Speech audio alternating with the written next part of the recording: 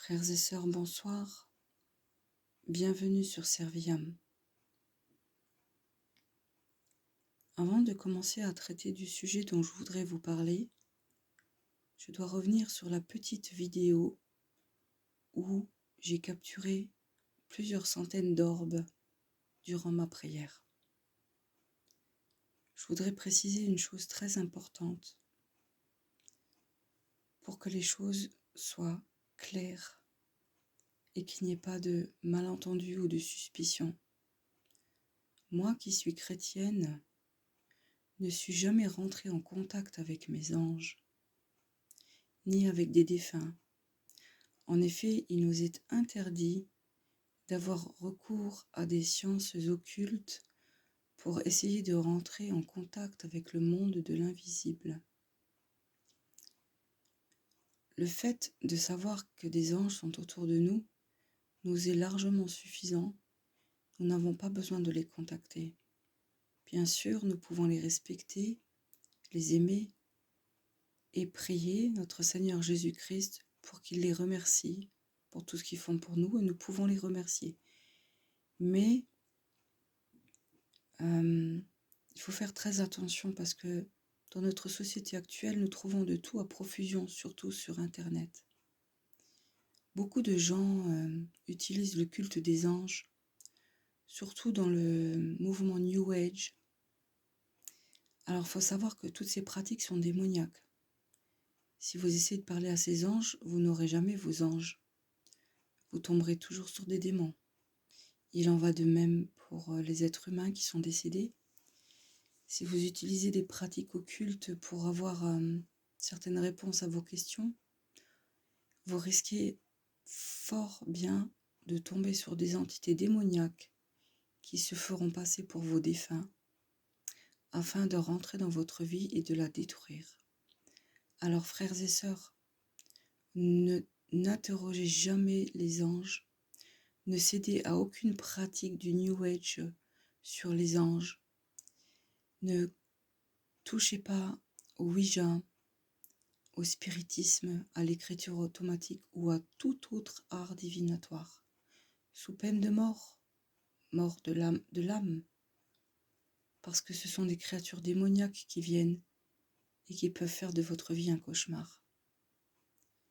Ceci étant dit, je voudrais aussi ajouter que certains d'autres me diront que tout ce qui a été capturé sur ma vidéo n'est rien d'autre que de la poussière en suspension. Alors je voudrais clarifier une chose. Je suis assez rigoureuse dans la tenue de ma maison et je ne laisse pas la place à la poussière.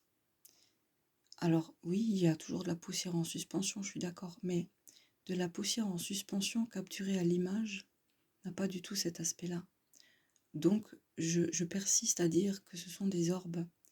Et pour avoir fait certaines recherches, je peux vous dire que ce sont des manifestations angéliques qui se sont déjà produites chez des personnes qui étaient très croyantes. Je tiens aussi à préciser que la fenêtre n'était pas ouverte, nulle part, qu'il n'y avait donc pas de courant d'air, qu'il n'y a pas d'insectes, que tout était bien à sa place, il n'y a pas eu de brassement ou de mouvement qui aurait pu causer ça. Ensuite, chacun est libre de penser que ce que j'ai filmé est vrai ou que c'est de la poussière. Chacun a sa façon de voir les choses et je respecte toutes les opinions, mais je campe sur ma position. Quand je prie, quand je suis en communication avec le Seigneur, il y a des manifestations spirituelles très positives. Il m'arrive parfois de sentir les fleurs autour de moi ou de sentir une brise légère qui m'entoure, une joie indicible qui me remplit, parfois même des larmes de bonheur qui coulent toutes seules, et la visite des anges sous la forme d'orbes. Voilà pour ce qui est de cette vidéo. Je vais maintenant en venir sur le sujet que je voudrais traiter ce soir, qui est le suivant. Devenir un soldat pour Christ et se préparer pour le combat qui vient. Le combat de toute une vie. Les générations passées ne pouvaient pas imaginer à quel point ce combat serait féroce. Certes, depuis plusieurs centaines d'années, la plupart des gens disposent de Bibles traduites dans toutes les langues. Et dans chacune de ces versions, qu'elles soient protestantes ou catholiques, il y a un livre qui s'appelle Apocalypse, dans lequel est expliqué de façon très claire mais assez complexe tous les tenants et les aboutissants du combat qui est à nos portes. Évidemment, ces anciennes générations se disaient que c'était quelque chose de très lointain et qu'elles n'auraient pas à y faire face. Alors, depuis plusieurs centaines d'années, depuis presque 2000 ans, je dirais, depuis que notre Seigneur est venu, toutes les générations ont entendu parler de ce combat final. Et je pense que tout à chacun se disait, oui ben, quand ça arrivera, je serai déjà mort. Il en va de même pour nos générations. Certains d'entre nous, les personnes de mon âge, même de l'âge de mes parents, se disent encore aujourd'hui que tout ce qui est écrit dans la Bible, ce sont des événements qui vont se produire dans un avenir très lointain. Or, il n'en est rien. Nous sommes, et quand je dis nous, c'est la génération d'aujourd'hui. Moi, j'ai la cinquantaine, mais je parle pour moi, je parle pour mes enfants, et aussi pour nos parents qui sont encore vivants, pour certains qui sont encore vivants. Nous sommes la génération qui allons voir le retour du Christ, le combat final qu'on appelle Armageddon. Si vous regardez avec attention et que vous écoutez les informations actuelles, vous pouvez déjà constater que tout ce qui est écrit dans l'Apocalypse se profile, lentement mais sûrement. Quoique je trouve que ces derniers temps, il y a une accélération des choses. Tout se met en place pour accomplir la prophétie. Aussi, la politique est un outil qu'utilise le diable pour accomplir la prophétie, parce que lui veut mettre son Fils sur le trône de notre Seigneur Jésus-Christ. Il veut prendre la place de Dieu. Et pour ce faire, il copie Dieu dans toutes choses. Comme Dieu a envoyé Jésus-Christ pour être notre Messie, Satan va envoyer son propre Fils pour prendre la place de notre Messie. Et cet homme, qu'on appelle le fils de perdition, ou encore l'Antéchrist, est déjà sur terre. Il est déjà sur terre. Il est adulte. Il a déjà été intronisé. Et pour le moment, il se cache encore. Mais les élites le connaissent. Toutes les personnes influentes et haut placées savent qui il est. Je ne peux pas en dire plus sur son identité, parce que notre Seigneur nous demande aussi de ne pas focaliser trop sur lui, car ça pourrait être dangereux pour notre âme aussi. Voilà, tout ce que je peux vous dire, c'est qu'il est déjà là, et qu'il va bientôt se manifester publiquement. Avant de continuer, je voudrais vous lire un petit passage. Dans la Bible, c'est en Matthieu, dans le chapitre 16, à partir du verset 24.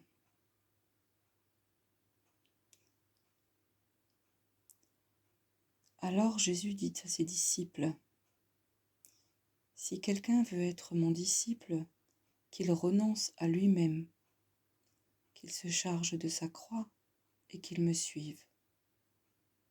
En effet, celui qui voudra sauver sa vie la perdra, mais celui qui la perdra à cause de moi la retrouvera. Que servira-t-il à un homme de gagner le monde entier s'il perd son âme? Ou que pourra donner un homme en échange de son âme? En effet, le Fils de l'homme va venir dans la gloire de son Père avec ses anges, et alors il traitera chacun conformément à sa manière d'agir. Pourquoi vous ai-je lu ce passage? Simplement parce que Jésus nous dit de porter notre croix. Et les années qui viennent vont donner tout son sens à cette phrase. Jusqu'à aujourd'hui, nous utilisons cette expression très souvent quand nous avons des problèmes. Ah, il faut bien porter sa croix. J'ai une lourde croix à porter. Mais beaucoup d'entre nous, moi y compris, n'arrivons pas vraiment jauger, évaluer l'importance de cette phrase. Nos petits soucis, nos petits combats, nos tracas de la vie quotidienne sont des épreuves, certes, et peuvent être entendus comme une croix à porter. Mais je vous assure que la croix que nous allons devoir porter bientôt n'a absolument rien à voir avec nos petits tracas quotidiens. Aussi, Jésus est en train de lever son armée humaine. Certains diront que Jésus n'a pas besoin de lever une armée d'êtres humains, puisqu'il a une milice céleste composée de légions et de légions et de légions d'anges. Je suis d'accord pour ça. Seulement, il ne faut pas perdre de vue que Jésus s'est fait homme en chair et en os, et qu'il a vécu comme un être humain. Il a fait un sacrifice pour nous, et il attend de nous que nous puissions faire un sacrifice aussi pour lui. Il veut nous faire participer à l'édification de son royaume. Il n'attend pas de nous que nous regardions et que nous laissions faire les choses en nous disant « oui, de toute façon, Jésus va revenir et il va tout régler ». Non, il veut nous faire participer à ce combat final. Alors, d'aucuns diront « mais comment ? Comment participer à ce combat final puisque nous ne sommes que des petites gens et que nous n'avons aucun pouvoir surnaturel, que nous ne sommes pas forcément préparés non plus au combat. » Mais moi je vous dis que les combats les plus difficiles se remportent à genoux et sans épée, parce que nous avons une épée à double tranchant qui s'appelle Jésus-Christ et qui est la parole faite chair. Aussi, les soldats que Jésus est en train de réunir sur terre, c'est-à-dire le petit reste des enfants de Dieu, et j'entends par petit reste un nombre très infime de croyants catholiques qui resteront catholiques et qui conserveront les sacrements de Jésus tels qu'il les a instaurés. Ce petit nombre de croyants n'hésitera pas à quitter l'Église catholique pour continuer à pouvoir prendre le corps du Christ. Parce que, à l'issue du synode sur la synodalité, il y a un grand risque que les paroles de la consécration de la Sainte Eucharistie soient changées et que Jésus ne soit plus reconnu comme le Fils de Dieu et le Sauveur de l'humanité, qu'il ne soit plus l'agneau de Dieu qui enlève le péché du monde. Et c'est là qu'entre en ligne de compte ce qu'on appelle l'apostasie. Beaucoup d'apostats. Aujourd'hui, nous avons encore cette grâce de pouvoir communier au corps de notre Seigneur, de pouvoir se prendre ce sacrement qui nous renforce de l'intérieur, qui nous édifie, qui nous fait grandir. Mais bientôt, ce ne sera plus possible. Donc, notre Seigneur Jésus-Christ est en train de lever son armée parmi ces petits êtres humains, tout minuscules, tout humbles, cachés en lui, qui mènent des vies ordinaires, mais qui ont des destinées extraordinaires.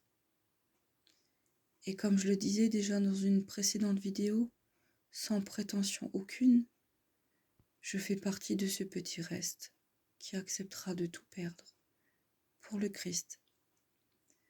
Avant que ce combat final n'ait lieu, comme tout soldat, nous avons besoin d'une préparation. Aussi, beaucoup de nous vivent dans une vie très ordinaire, très banale, dans laquelle nous pensons à Dieu, nous prions, nous essayons de faire du bien autour de nous, mais aussi dans laquelle nous ne réalisons pas forcément l'impact que devenir un soldat va avoir dans notre quotidien. Il y a déjà plusieurs personnes sur les réseaux qui font ce travail de préparation et qui se sont déjà préparés, qui sont déjà bien plus loin que nous, bien plus loin que moi. Mais mon rôle ici sur Terre, parmi d'autres missions que Dieu m'a confiées, c'est aussi de faire comprendre aux personnes qui m'écoutent que Dieu les appelle à devenir ses soldats. Alors, vous me direz, mais comment devenir un soldat du Christ si nous n'avons pas d'armes pour nous défendre? Et alors là, je vous répondrai tout simplement, nous avons toutes les armes dont nous avons besoin. La première des armes, c'est la confiance en Dieu. Si vous faites confiance à Jésus-Christ, il vous formera et vous deviendrez invincible. Avant de commencer à faire mes vidéos, je tombais toujours sur un passage de Jérémie dans le chapitre 1. Et je suis tombée une fois dessus, 2 fois, 3 fois, 10 fois. Et je disais, mais Seigneur, avec toi, il n'y a pas de hasard. Pourquoi je tombe toujours sur ce passage? Et alors le Seigneur m'a répondu en locution intérieure que j'étais comme Jérémie et qu'il me chargeait d'arracher, de détruire pour replanter et rebâtir. Ma mission est de réveiller les consciences. Ma mission est de dire à mes frères et sœurs catholiques qui vivent encore dans une vie tranquille, un peu insouciante parfois, que croire en Dieu, c'est bien. Aller à l'église, c'est bien. Prendre les sacrements, c'est très bien. Mais il n'y a pas que ça. Il y a aussi la préparation du combat qui vient.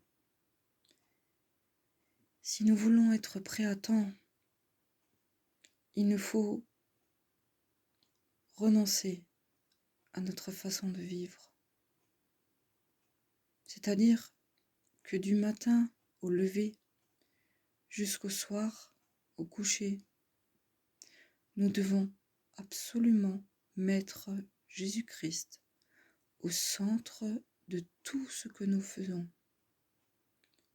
Ce qui implique de penser à lui, H24, de l'avoir toujours dans un coin de notre cerveau, de l'avoir dans notre cœur, de lui rendre grâce pour toutes choses que nous vivons, des choses insignifiantes parfois, mais des petites choses. Ça implique de prier tous les jours, beaucoup. Quand je dis beaucoup, ça ne veut pas dire 3 heures, mais si vous consacrez 1 heure et demie de cœur à cœur, profond et sincère, intime avec Jésus-Christ, vous commencerez à l'entendre vous parler. Ensuite, il faut avoir une hygiène de vie. Et quand je parle d'hygiène de vie, je ne parle pas de la douche, de la nourriture. Je parle du comportement spirituel. Il faut apprendre à regarder les choses avec des yeux d'enfant pour s'émerveiller. Parce que le Seigneur lui-même nous demande de devenir comme ses petits-enfants. Et certains diront que se comporter comme un enfant, c'est dangereux parce qu'il y a une certaine faiblesse. Mais je dirais que non. Avec les choses de Dieu, tout est différent. Si vous arrivez à devenir comme un enfant, vous allez vous laisser envahir par la joie de vivre.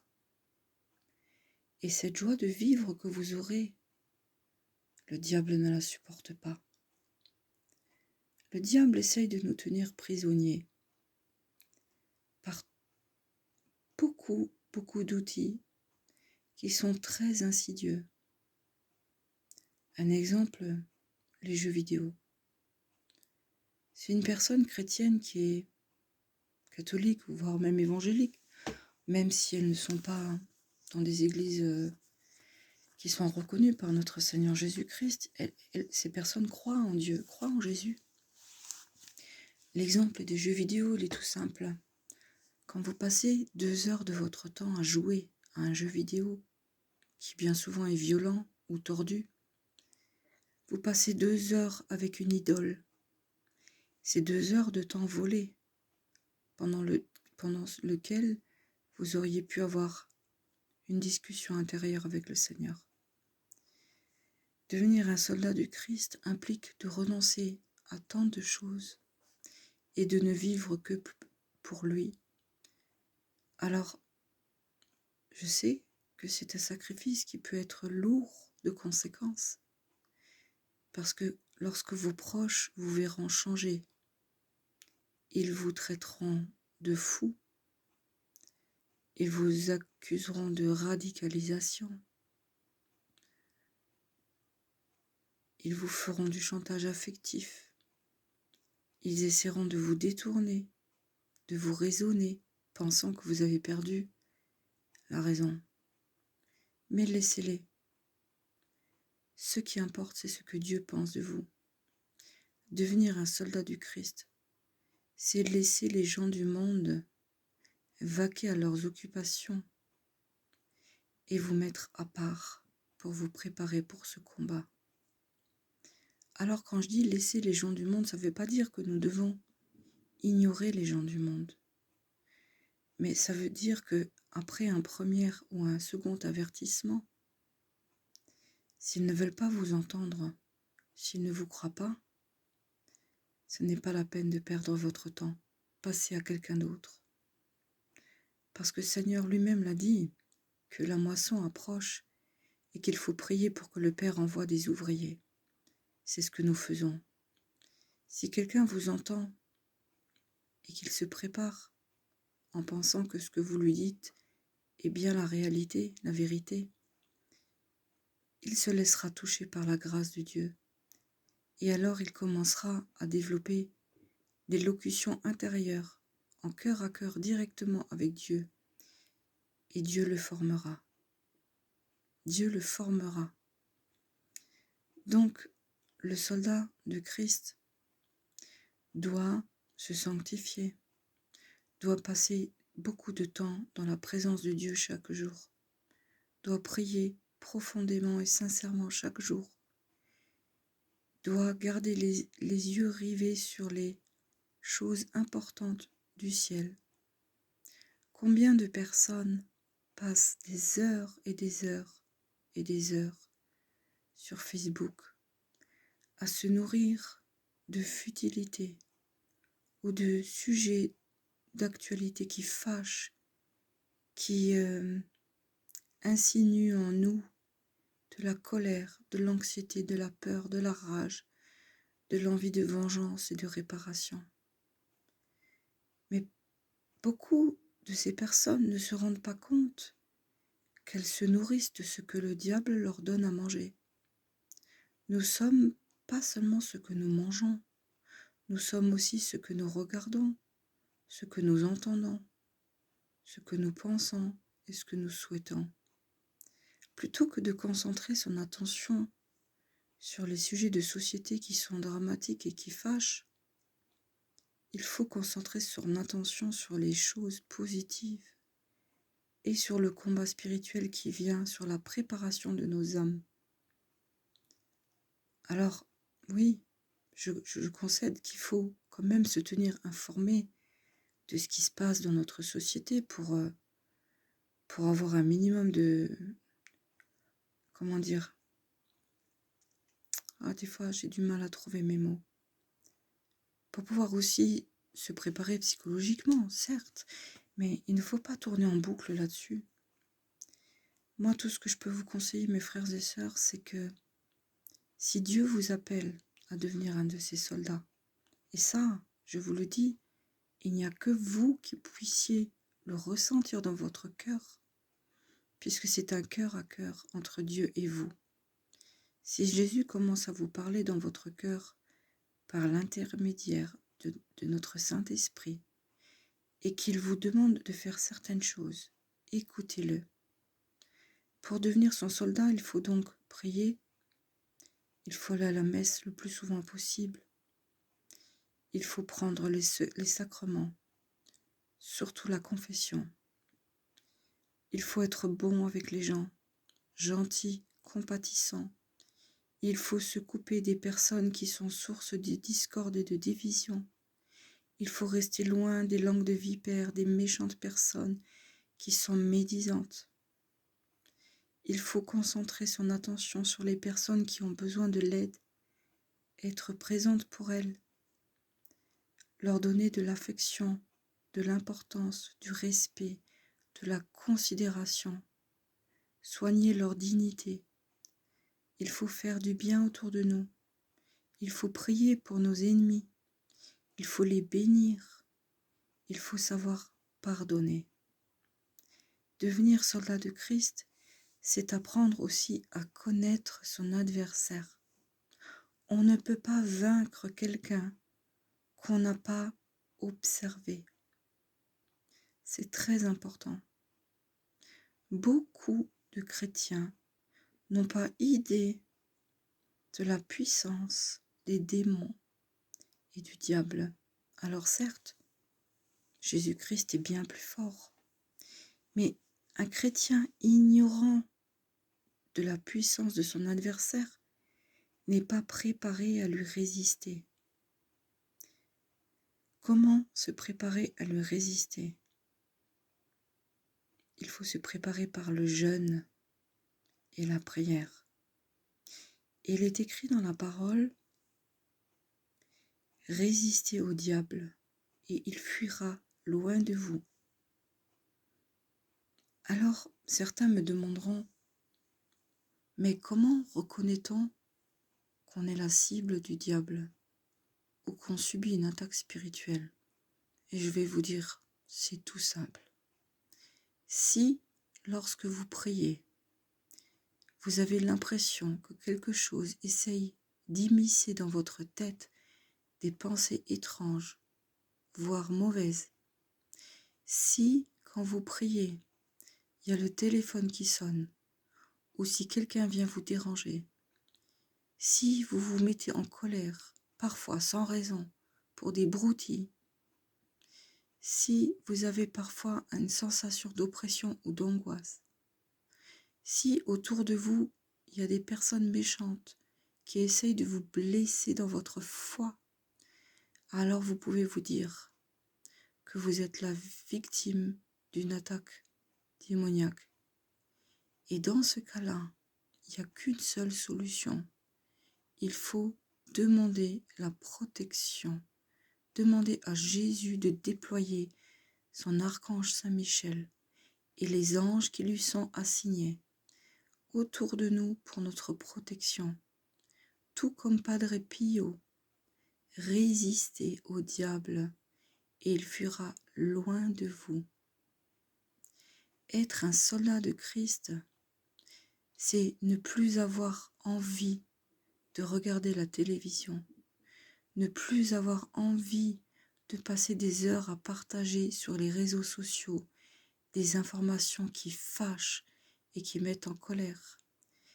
Être un soldat du Christ, c'est ne plus avoir envie d'écouter les ragots des gens. Être un soldat de Christ, c'est ne plus avoir envie de dire des choses blessantes sur quelqu'un.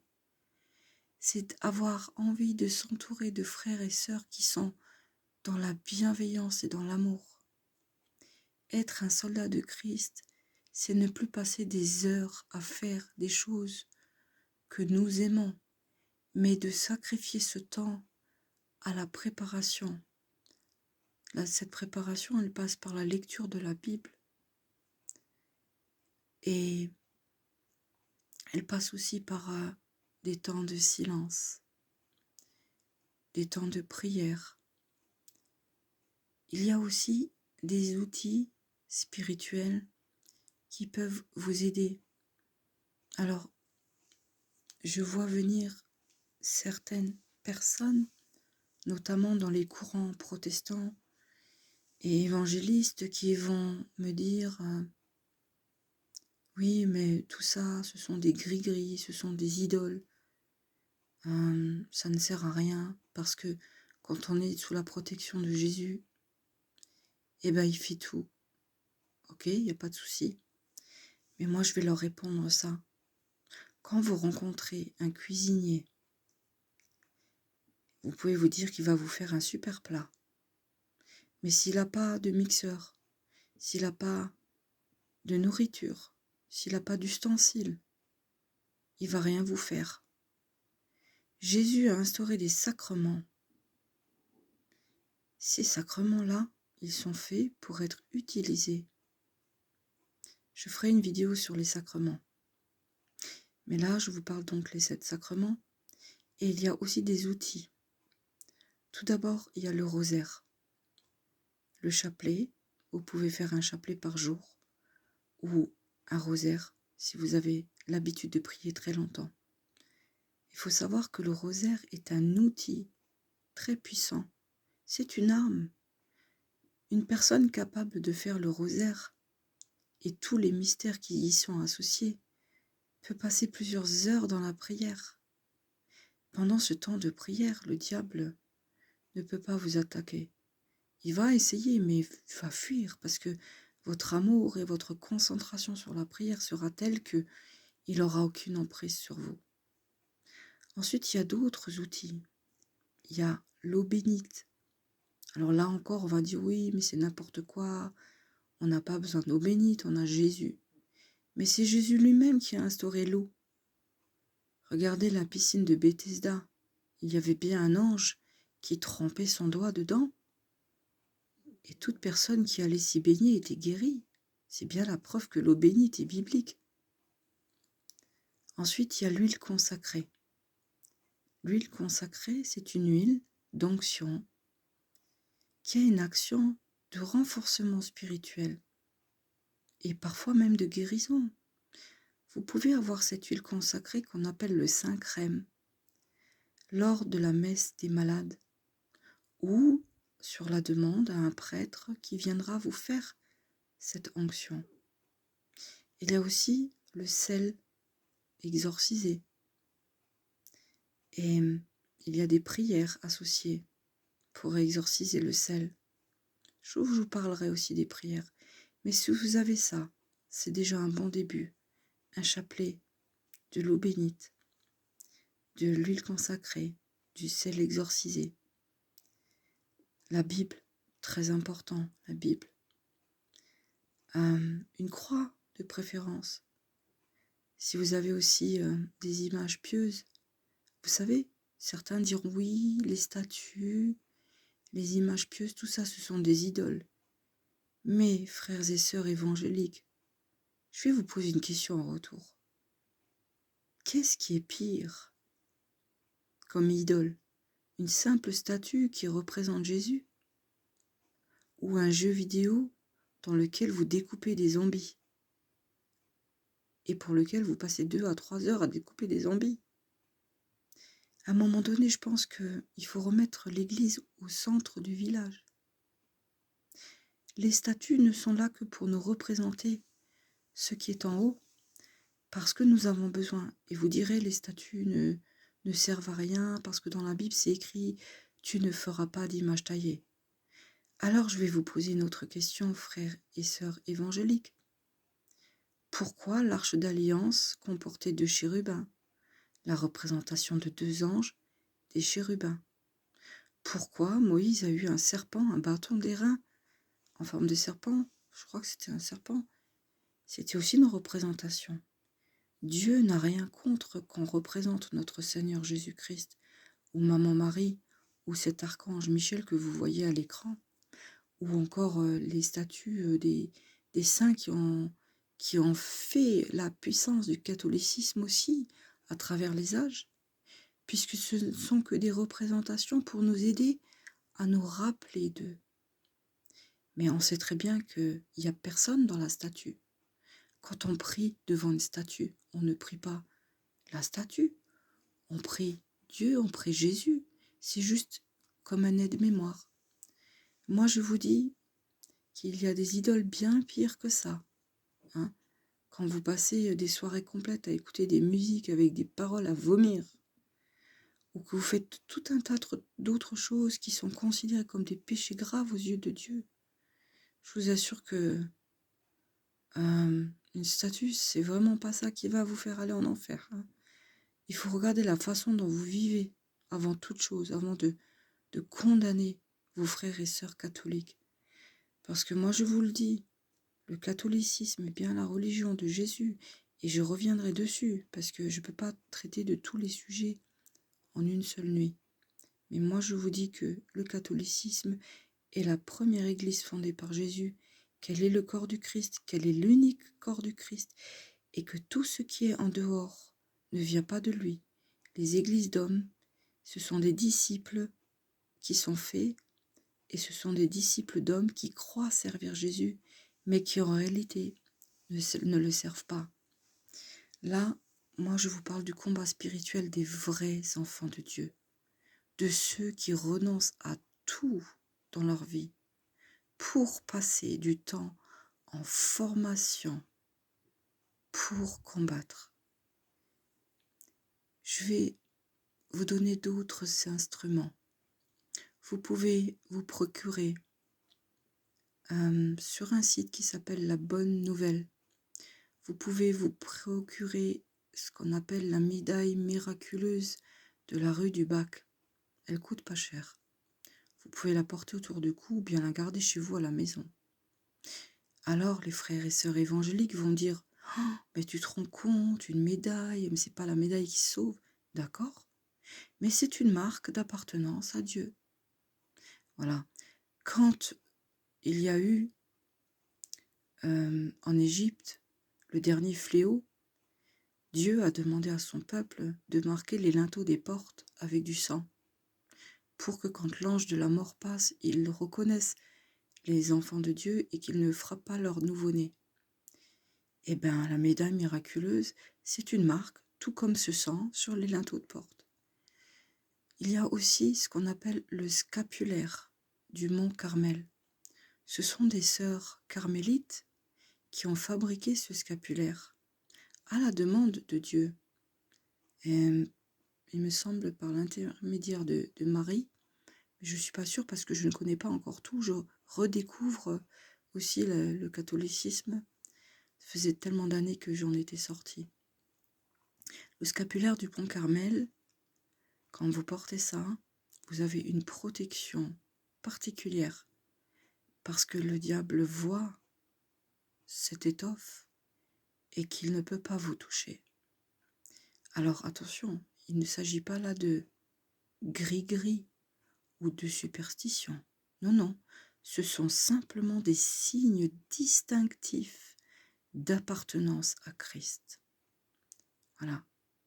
Donc je répète, le kit de survie du soldat chrétien, une Bible, une croix, de l'eau bénite, de l'huile consacrée, du sel exorcisé, une médaille miraculeuse, un scapulaire du Mont Carmel. C'est le minimum à avoir à la maison.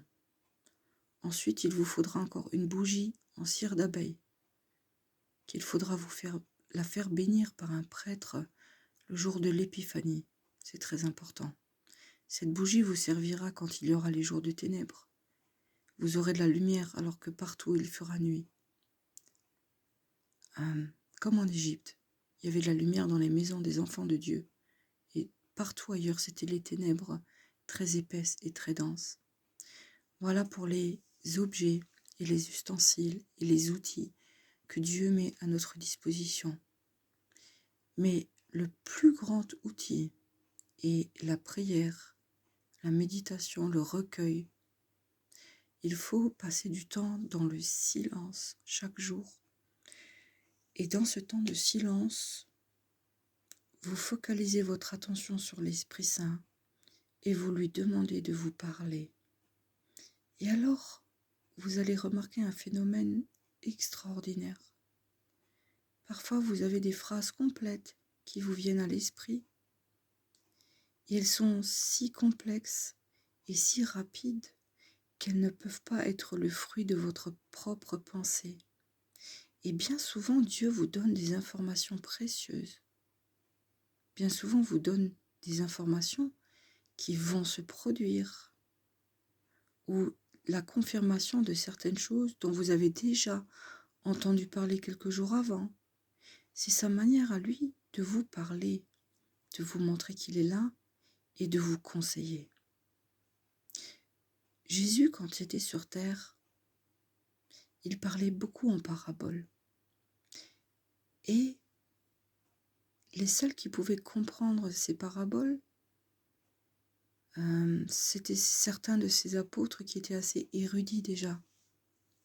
Mais beaucoup de gens ne comprenaient pas les paraboles. Alors, moi, je vais pas vraiment parler en parabole, mais je vais prendre un élément de comparaison.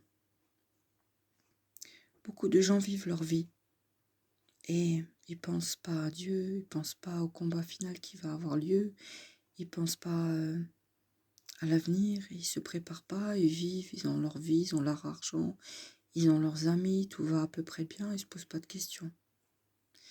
Mais ces gens-là, quand tout va leur tomber dessus, ils vont avoir très peur. Et là, je digresse. Mais en fait, je voulais vous dire, c'est que ces gens-là vivent dans l'insouciance parce que tout va bien. Mais en réalité, la vie est tout sauf insouciante.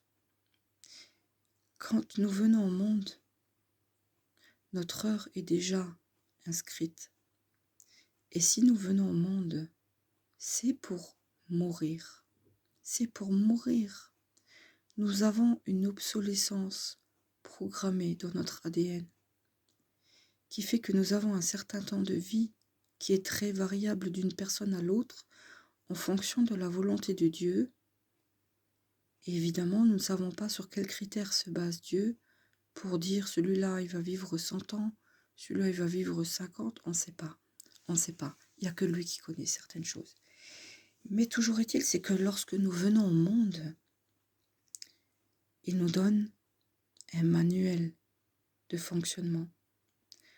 Quand vous achetez une cafetière ou un ordinateur ou n'importe quel autre appareil, vous avez un livret de notices.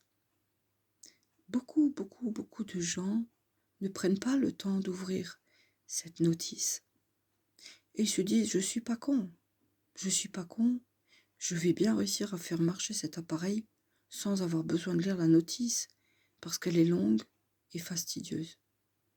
Et ils se disent qu'à force de bidouiller, ils finiront par se servir du matériel et ça ira. Alors ils bidouillent. Et finalement, ça fonctionne. mais ça fonctionne un certain temps, puis ensuite il commence à y avoir quelques petits soucis. Et puis ça commence à bugger, et d'un coup l'appareil ne fonctionne plus. Et la personne là, elle est surprise, elle est en colère, elle dit mais je comprends pas, ça marchait très bien, pourquoi maintenant du jour au lendemain ça marche plus? Et là elle réfléchit, elle se dit tiens, dans le carton là-haut il doit y avoir la notice, je vais lire un petit peu la notice. Et là il voit qu'en fait il a oublié de faire une chose essentielle au début, dans la mise en route de l'appareil, ou qu'il a fait des choses qu'il ne devait pas faire. Et là, il râle. Il se dit, ouais, c'est pas normal, je paye cher. Et maintenant, ça fonctionne plus et tout. Donc, il va essayer de se faire rembourser ou de faire réparer l'appareil. Et au service après-vente, on lui dit, mais madame, monsieur, la panne que vous avez sur votre appareil, elle est due à un défaut d'utilisation. Donc, la garantie ne prend pas et vous ne serez pas remboursé. Et vous êtes obligé d'acheter un nouvel appareil. Vous êtes contrarié. Ben, la vie, c'est ça. Dieu nous met au monde. Et il nous donne la notice d'utilisation pour notre vie, pour démarrer, mettre en route notre vie correctement et pour la vivre du mieux possible pour qu'il n'y ait pas trop d'embûches et de galères. Cette notice, elle s'appelle la Bible. Dans la Bible, vous avez tout ce dont vous avez besoin pour mener une vie sanctifiée, une vie de soldat. Mais si par malheur vous avez grandi sans cette notice, il n'est pas trop tard. Contrairement à l'appareil que vous devez remplacer et payer, Dieu vous donne une seconde chance. Alors ouvrez vos Bibles, frères et sœurs. Ouvrez vos Bibles tous les jours et lisez la parole de Dieu. La parole de Dieu est plus tranchante qu'une épée parce qu'elle est vivante et qu'elle transforme votre âme. Seuls survivront ceux qui ont lu la parole, qui l'ont méditée, qui la connaissent, dont les paroles sont gravées dans l'esprit et dans le cœur. Parce qu'il viendra un temps où lire la Bible sera passible de la peine de mort, même en Europe. Donc lisez votre Bible tous les jours. Et à force de lire, vous connaîtrez les versets par cœur. N'oubliez pas une chose, notre Seigneur nous a dit, l'homme ne vivra pas seulement de pain et d'eau, il vivra aussi de la nourriture que je lui donnerai, de la parole de Dieu, qui est une nourriture spirituelle. Si vous lisez la Bible et que vous prenez le corps du Christ dans le sacrement de l'Eucharistie, Dieu reste vivant en vous et la parole est gravée à tout jamais dans votre âme. Et alors vous pourrez surmonter les épreuves qui vont venir. Encore une fois, je me répète, je ne cherche pas à vous faire peur. Je n'ai aucun intérêt à vous faire peur. Je cherche simplement à vous secouer, à vous réveiller avant qu'il ne soit trop tard. Beaucoup vont disjoncter parce qu'ils n'auront pas pris le temps d'écouter. Dans la parole, il est écrit, il n'y a rien de nouveau sous le soleil. Ce qui était et ce qu'il sera. Ça veut dire que le passé va se reproduire. Ce qui est arrivé au temps de Noé va se reproduire. C'est en cours. Regardez partout les inondations. Alors Dieu a promis qu'il ne détruirait plus la terre par l'eau. Mais il n'a pas dit qu'il n'infligerait plus l'eau. C'est-à-dire que nous allons souffrir de l'eau partout dans le monde, par des inondations, des crues terribles, par l'élévation du niveau de la mer.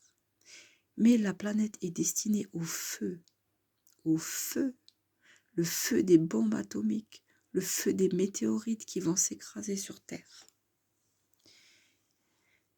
Si nous devons mourir en tant que martyrs dans ce temps de persécution qui va venir par l'Antéchrist d'ici quelques années, nous gagnerons un paradis plus proche de Dieu, parce que le paradis est immense.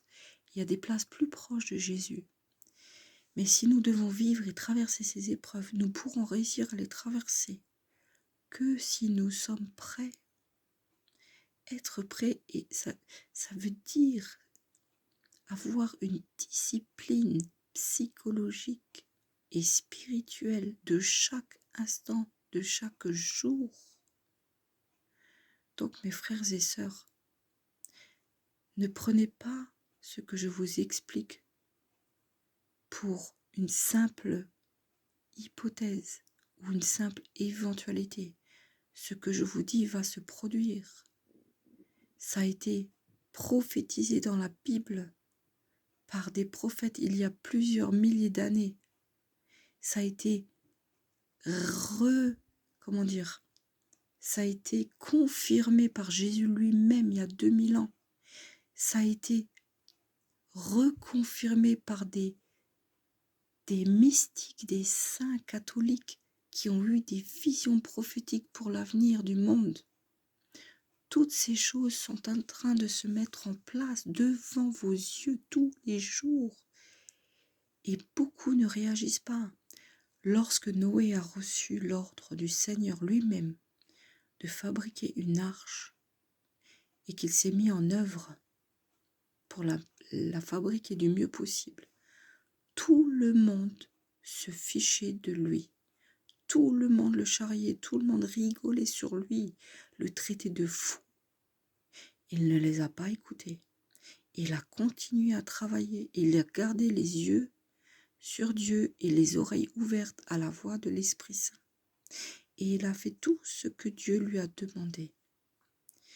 Et quand la pluie a commencé à tomber et que les gens se sont rendus compte que le niveau de l'eau montait, ils ont été pris de panique, ils ont supplié Noé de les laisser entrer. Mais il était trop tard. Au temps de Noé, il en était pareil qu'aujourd'hui. Les gens se mariaient, ils mariaient leurs enfants, ils travaillaient, ils partaient en vacances, ils s'amusaient, ils faisaient la fête, ils faisaient des festins, ils mangeaient, ils forniquaient. Et personne ne se rendait compte de ce qui était en train de se produire sous leurs yeux. Aujourd'hui, nous en sommes de nouveau là. Pourquoi Dieu a décidé de balayer la surface de la terre? Je vous demande pardon, il y a ma petite chienne qui a de nouveau des soucis. Alors donc si vous entendez un bruit, c'est elle. Je suis navrée, mais bon, je ne peux pas faire autrement. Dieu a décidé de rayer l'humanité, une partie de l'humanité. Parce qu'au temps de Noé, le péché était tellement puissant, tellement avancé, tellement grand, qu'il n'y avait presque plus rien à faire. À cette époque-là, les démons s'étaient accouplés avec les femmes. Et les femmes, les hommes ont donné naissance à des créatures hybrides qui avaient des pouvoirs surnaturels et une puissance. Et ça, Dieu ne pouvait pas laisser faire. On les appelait les Néphilim. Aujourd'hui, la science est arrivée à un stade qui dépasse de loin la science de l'époque de Noé. Aujourd'hui, il n'y a plus d'union sexuelle entre les fils de Dieu, c'est-à-dire les anges déchus, ceux qui ont été déchus, et les femmes humaines. Mais aujourd'hui, il y a la manipulation de la génétique, la manipulation de l'ADN, et le diable est en train de perpétrer ce qu'il a fait à l'époque de Noé. Nous avons des maladies émergentes. Pour ces maladies émergentes, on nous propose certains traitements.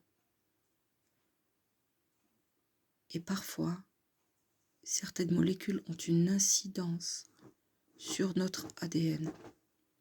Je vous le dis comme c'est, vous pouvez me prendre pour une folle, ça m'est complètement égal. Je vous le dis comme c'est. Faites attention à ce que vous mettez dans votre corps. Parce que dans l'ADN, il y a la signature de Dieu. Si par malheur, par le biais de connaissances qui viennent directement du diable, certains produits chimiques ont le pouvoir de modifier votre ADN, vous perdez la signature de Dieu et alors vous devenez une proie pour le diable. Il est écrit dans l'Apocalypse que l'Antéchrist imposera une marque, la marque de la bête. Une marque qui fera que plus personne ne puisse acheter ni vendre. Une marque qui fera que l'âme de ces personnes sera perdue. Aujourd'hui, il commence à préparer l'imposition de cette marque par la modification du génome humain.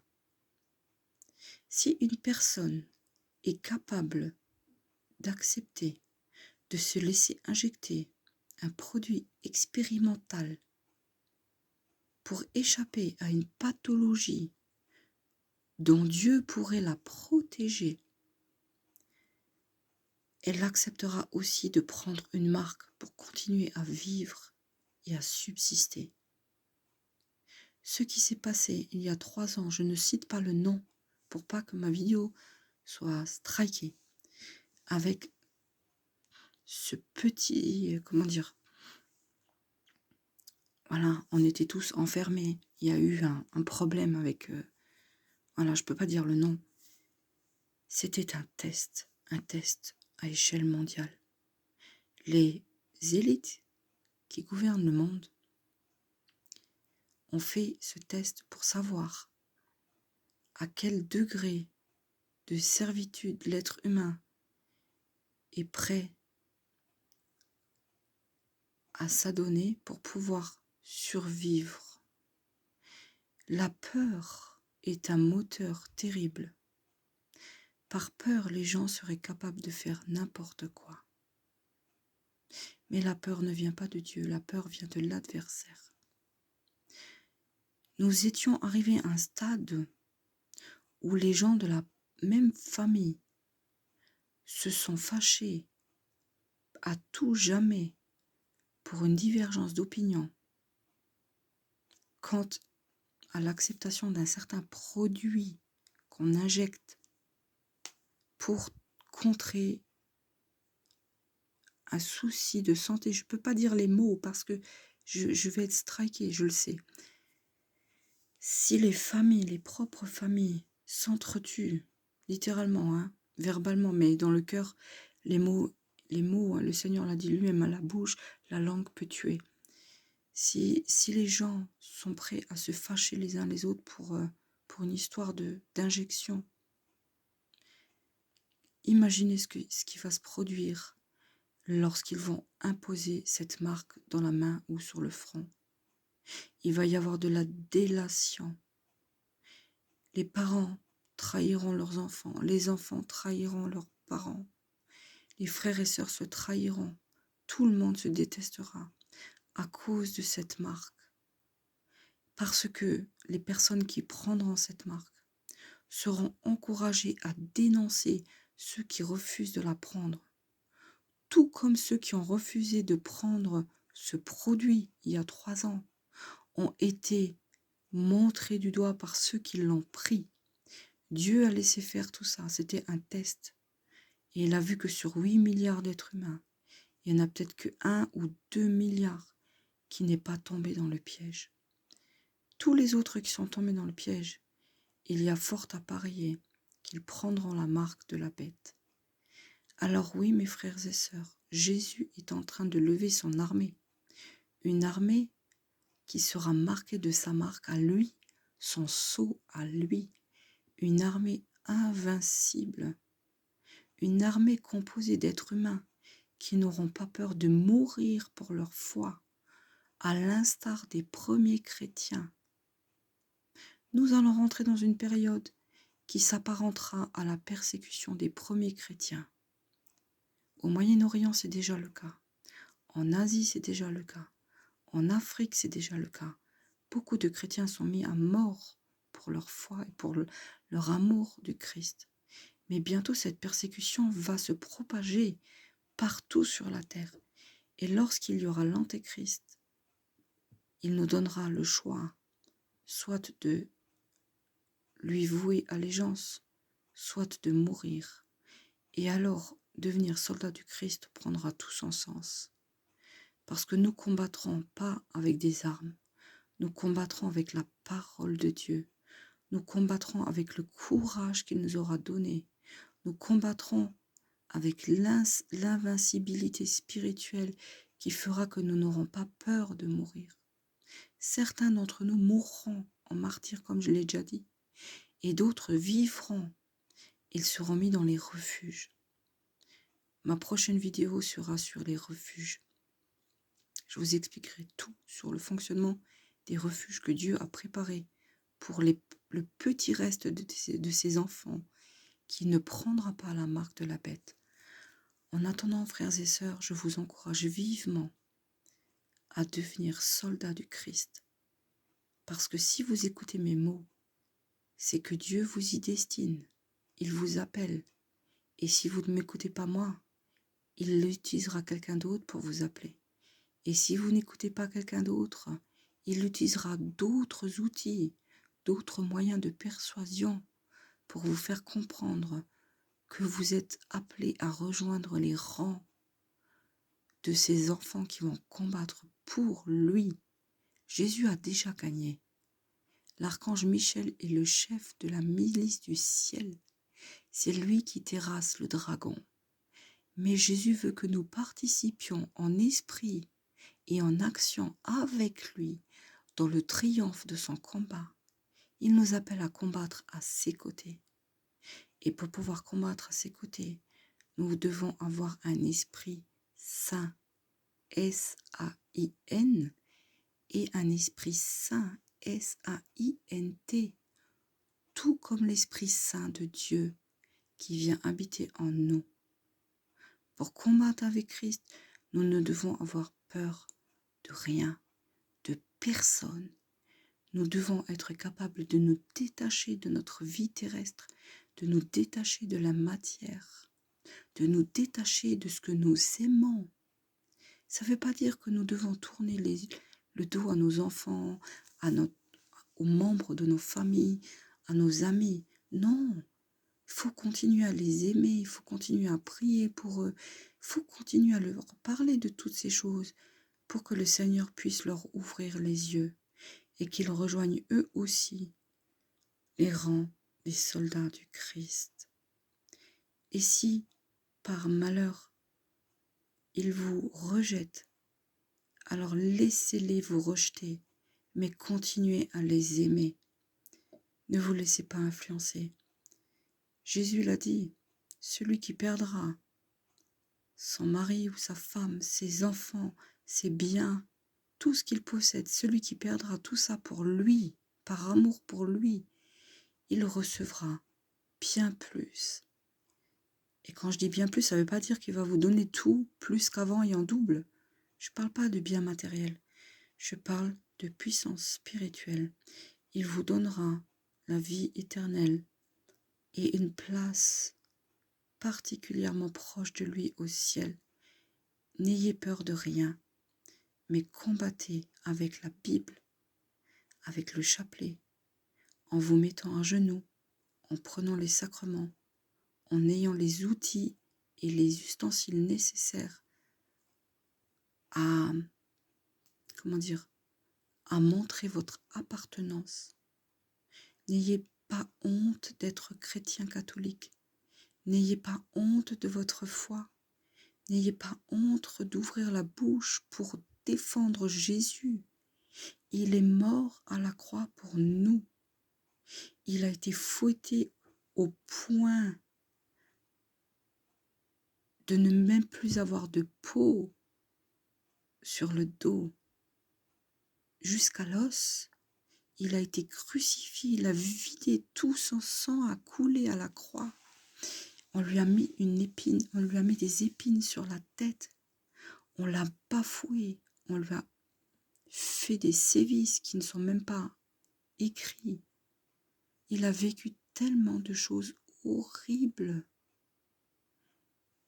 Ce que nous allons subir n'est rien comparé à ce sacrifice qu'il a fait pour nous.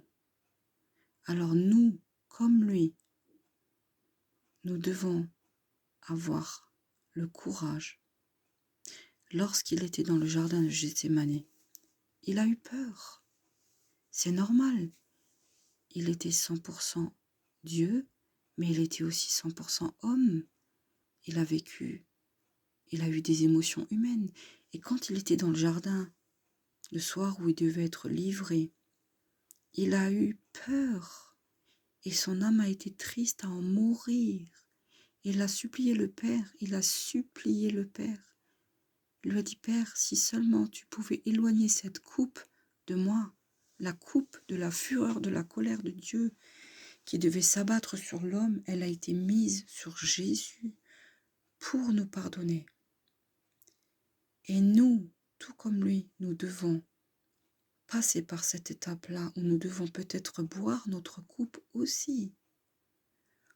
Il faut toujours espérer que Dieu soit miséricordieux avec nous et qu'il ne nous infligera pas trop de souffrance. Mais il faut être prêt à accepter si jamais il nous demande de souffrir comme ça. Il faut l'accepter. Mais il ne faut pas avoir peur parce que Dieu nous donnera la force et le courage de dépasser ça, de dépasser à la fois la peur, l'angoisse et la douleur physique que ça peut infliger. Toujours est-il, c'est que nous sommes la génération qui allons voir Armageddon, ce qui se passe en Israël, avec la Palestine, et le Liban, et l'Iran, et la Syrie. Ce n'est que le début, mais ça va provoquer un conflit mondial, une guerre telle que l'humanité n'en a jamais connue. La Première et la Deuxième Guerre mondiale ont été difficiles, mais je vous assure qu'elles ne sont rien en comparaison de la guerre qui vient. Le seul moyen de réussir à traverser tout ça, déjà psychologiquement, c'est d'avoir un mental d'acier. Un mental d'acier.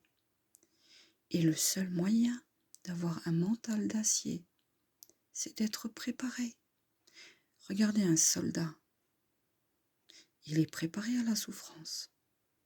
Il a un entraînement drastique qui le fait subir des choses difficiles, des souffrances dans son corps, dans son esprit. Il n'y a que comme ça qu'il peut apprendre. Ben pour nous, c'est pareil. Donc, frères et sœurs, l'heure du combat approche. Il y a déjà des prémices. Nous sommes déjà dedans depuis plusieurs années. Mais les événements s'intensifient et se rapprochent les uns des autres. Tout s'accélère. Le temps de grâce de notre Seigneur Jésus-Christ touche à sa fin. Et il nous faut prendre position.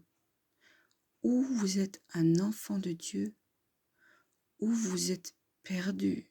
Il n'y a pas d'enfant de Dieu qui croit en Dieu, mais qui veut continuer à vivre comme avant, sans faire de sacrifice, en espérant que tout ira bien. Non. Jésus a dit, lorsque je reviendrai sur terre, trouverai-je encore la foi? Dieu n'est pas un menteur, je l'ai déjà dit. Si Jésus a posé cette question, c'est que lui-même sait qu'il n'y aura plus beaucoup de chrétiens. Alors les milieux évangéliques disent, oui, il y a un réveil massif de gens, de plus en plus de gens donnent leur vie à Jésus, ils se font baptiser, et ça remplit des stades, et ça remplit des églises, et il y a des ministères qui se créent de partout, des chaînes YouTube qui parlent de Dieu partout. Mais ce ne sont pas ces chrétiens-là qui vont mener le combat. Tout ça, ce sont des chrétiens Si je devais utiliser une image, c'est les hippies des années 60. Peace and love. Mettre l'amour de l'être humain au-dessus de l'amour de Dieu. Ah, nous sommes tous frères, tout va bien. Non, non, ça se passe pas comme ça. Même chez les catholiques, ça se passe pas comme ça. On peut pas vivre dans la compromission. C'est pas possible. Donc, si Jésus a demandé « Trouverai-je encore la foi ?» ça veut dire qu'il va y avoir un très petit nombre de chrétiens qui sera sauvé. Et s'il y a un très petit nombre de chrétiens qui sera sauvé, cela implique nécessairement que toutes les nouvelles conversions qui sont hors de l'Église catholique et hors de la préparation au combat spirituel, toutes ces personnes-là ne survivront pas. Certains voudront sauver leur vie à tout prix et ils la perdront. Et les enfants de Dieu qui n'auront pas peur de laisser leur vie par amour pour le Christ, ceux-là récupéreront leur vie. Jésus revient bientôt. Il n'y aura pas d'enlèvement, comme les protestants et les évangéliques le disent. Oui, Jésus va revenir. Il va enlever son église sur les nuées à sa rencontre. Mais ça sera à la fin de la tribulation, quand il vaincra les forces du mal. Il ne vient pas nous enlever avant pour nous éviter de passer dans la tribulation. C'est faux tout ça. Tout ça, c'est faux. La parole a été détournée pour nous faire croire à des fadaises. Et pendant que nous croyons en ce genre de fadaises, nous oublions la chose la plus importante. C'est la préparation spirituelle à combattre. Ceux qui croient qu'ils vont échapper à la colère de Dieu sur terre se trompent lourdement. Ceux qui croient qu'ils vont échapper par un enlèvement surnaturel se trompent d'autant plus lourdement. Pourquoi ? Parce que ces gens-là veulent sauver leur vie à tout prix. Et c'est eux qui la perdront. Donc là, je m'adresse pour terminer ma vidéo parce qu'il est très très tard. Je m'adresse à mes frères catholiques, frères et sœurs catholiques. Si vous êtes dans l'église catholique, ne restez pas des chrétiens tièdes. Allez à la messe le plus souvent possible. Confessez-vous au moins une fois tous les 15 jours. Prenez le corps du Christ. Soyez bons, soyez gentils. Faites du bien autour de vous. Lisez la Bible tous les jours. Procurez-vous les ustensiles, les outils, les instruments dont je vous ai parlé avant. Et donnez toute votre vie à Christ. Ne pensez plus à mettre de l'argent de côté pour plus tard. Ne pensez plus à construire des maisons. Ne pensez plus à faire la fête ou des vacances. Pensez à Dieu, pensez à ce qui vient, pensez à Jésus tous les jours. Abandonnez tout pour le Seigneur. Et je dis aux évangéliques qui m'entendent, votre façon de pratiquer votre foi ne vous aidera pas dans les temps qui vont venir. Et vous serez pris de court et dans la panique. Revenez à l'Église catholique. Bientôt, il va y avoir un schisme dans l'Église catholique, j'en ai parlé. Je reviendrai là-dessus, à cause de ce synode. Bientôt, plus personne n'aura d'église. Ni les catholiques, ni les protestants, ni les évangéliques. Parce que bientôt, Jésus sera évincé de la foi. Et les seuls qui survivront, ce seront ceux qui auront compris tout ça et qui continueront à prendre les sacrements et qui serviront Jésus jusqu'à en mourir s'il le faut. Tout ce que je vous dis, ce n'est pas de la plaisanterie, c'est la stricte vérité. Nous sommes la génération qui allons voir l'horreur sur cette terre. Et vous ne devez pas avoir peur. Jésus est avec nous. Si Dieu est avec nous, personne ne peut être contre nous, même si nous devons être jetés en prison, même si nous devons perdre notre argent, notre subsistance, même si nous devons nous retrouver dans la rue, Jésus est avec nous. Jésus a dit, ne craignez pas ceux qui peuvent tuer le corps, mais craignez ceux qui, après avoir tué le corps, peuvent détruire l'âme. Et c'est de ça dont il s'agit. Le combat pour nos âmes, le diable veut emmener avec lui un maximum d'âmes en enfer. Et il va le faire, il va aller jusqu'au bout. Alors soyez prêts et laissez-vous instruire par l'appel que le Seigneur vous envoie, par mon intermédiaire et par l'intermédiaire d'autres personnes. Je voudrais vous parler d'une chaîne qui s'appelle Cyril Catholaïque TV. C'est une personne que je ne connais pas, mais qui fait un travail vraiment très pointu pour la gloire de Jésus-Christ. Alors lui demande, lui a une cagnotte où vous pouvez lui donner des dons. Et je vous explique pourquoi. Il a abandonné son métier, il a abandonné toute sa vie professionnelle pour n'être au service que de Dieu. Et donc, il ne vit que de la subsistance que le bon vouloir de chacun va lui donner. Alors, il ne profite pas de cet argent parce qu'il l'utilise